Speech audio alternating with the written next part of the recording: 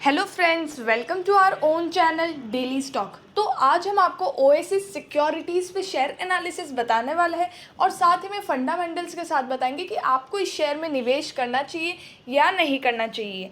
आगे बढ़ने से पहले अगर आपने हमारे चैनल को सब्सक्राइब नहीं किया हो तो आप हमारे चैनल को सब्सक्राइब ज़रूर कर दीजिएगा, साथ ही में हिट द बेल आइकन। तो सबसे पहले आपको ओएसिस सिक्योरिटीज़ के बारे में बताते हैं। तो ये एक एनबीएफसी फर्म है, नॉन बैंकिंग फाइनेंशियल कंपनी, जो फाइनेंस और सिक्योरिटीज़ में इंगेज्ड है। मतलब एनबीएफसी का काम क्या होता है? लोन देना, यही इनका काम होता है। तो फाइनेंस और सिक्योरिटीज़ में इंगेज्ड है, जैसे कि शेयर्स, बॉन्ड्स, इन सब में। अब बात करते हैं कंपनी डेटा की। तो जैसे कि मार्केट कैप है इसका 8.12 करोड़, जो बहुत ही छोटा है।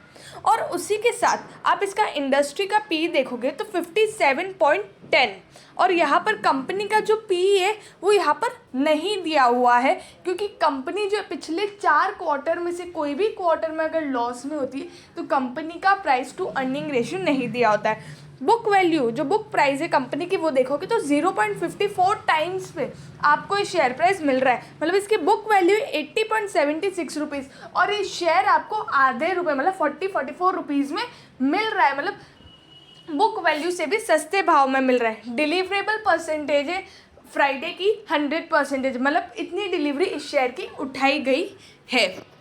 अब बात करते हैं फाइनेंशियल ट्रेंड की। तो जैसे कि 2018 में आप कंपनी का रेवेन्यू देख सकते हो 114 करोड़ 17 लाख।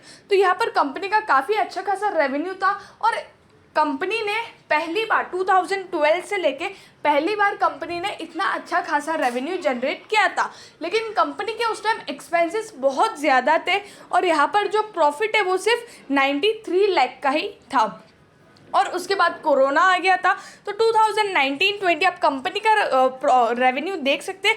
और साथ ही में प्रॉफिट तो था ही नहीं, लॉस में थी कंपनी। 1.65 करोड़ का कंपनी का यहाँ पर रेवेन्यू था, जब कंपनी को 33 लाख का लॉस था। 2020 में 1.30 करोड़, मतलब 1 करोड़ 30 लाख का कंपनी का यहाँ पर रेवेन्यू था, और 1 करोड़ 65 लाख का कंपनी का लॉस था। बहुत ही ज़्यादा लॉस था इन 2020 में। लेकिन 2021 में देखो तो 7 करोड़ 75 लाख का कंपनी का यहाँ पर रेवेन्यू है, जबकि इतना ज़्यादा रेवेन्यू नहीं है अगर आप कंपेयर करो तो। लेकिन उसी के सामने अगर आप कंपनी की प्रॉफिटेबिलिटी देखो, कंपनी के प्रॉफिट्स देखो, तो इतना प्रॉफिट कंपनी को कभी भी नहीं हुआ है। That is 2 crore 54 lakh.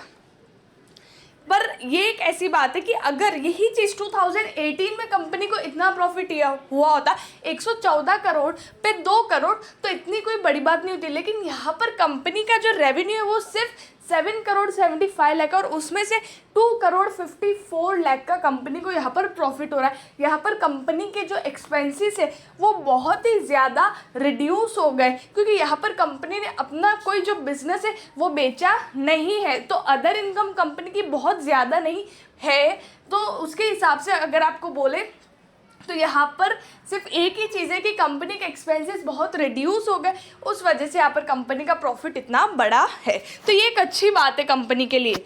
Share holding pattern की बात करें तो प्रमोटर के पास 70.65% का स्टेक है, और पब्लिक के पास है 29.36% का स्टेक। यहाँ पर DII, FII, अदर इन्वेस्टर्स कोई भी इस कंपनी में इंटरेस्टेड नहीं है, उन्होंने इसमें इन्वेस्ट नहीं किया है।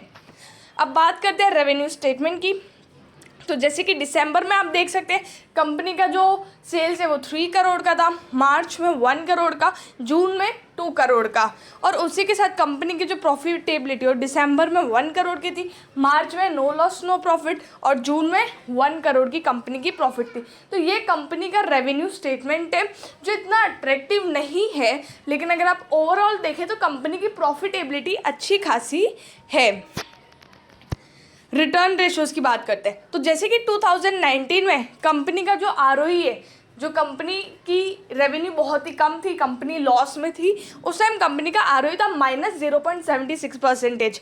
मार्च में कंपनी की जो लॉस है वो और भी ज़्यादा बढ़ गई, जो बहुत ज़्यादा बढ़ गई थी। तो तब कंपनी का आरओई था -25.58%। लेकिन अब जब कंपनी का प्रॉफिट इतना अच्छा खासा बढ़ा है, तो मार्च 2021 के अगर डेटा देखें तो 27.95% का आरओई है, that is return on equity 27.95%। ROC की बात करें तो जो 6.87% पे था वो 73.21% पे। रिटर्न ऑन एसेट्स -0.76 से 27.25%। तो कंपनी के जो रिटर्न रेशोज है इस साल के काफ़ी ही बड़े और बहुत ही अच्छे खासे बड़े हैं एज़ कंपैरेटिव टू 2019 और 20।